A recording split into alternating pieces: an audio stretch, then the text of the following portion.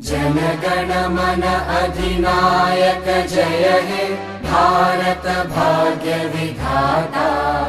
पंजाब सिंध गुजरात मराठा द्राविड उत्कल बंगा।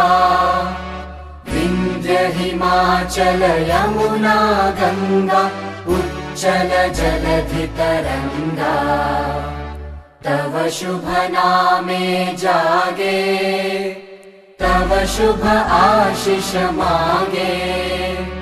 गाहे तव जय गाथा जनगण मंगलदायक जय हे भारत भाग्य विधाता।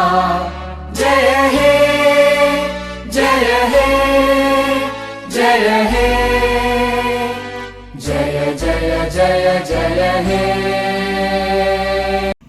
भारत माता की जय, भारत माता की जय, भारत माता की जय, साधारणतंत्र दिवस की जय, साधारणतंत्र दिवस की जय, साधारणतंत्र दिवस की जय, जातीय पताका की जय, जातीय पताका की जय, जातीय पताका की जय, महात्मा गांधी की जय, महात्मा गांधी की जय, महात्मा गांधी की जय, सुभाष चंद्र बोस की जय, सुभाष चंद्र बोस की जय, सुभाष चंद्र बोस की जय, शहीद भगत सिंह की जय, शहीद भगत सिंह की जय, शहीद भगत सिंह की जय, डॉक्टर आम्बेडकर की जय, डॉक्टर आम्बेडकर की जय, डॉक्टर आम्बेडकर की जय। वंदे मातरम, वंदे मातरम, वंदे मातरम।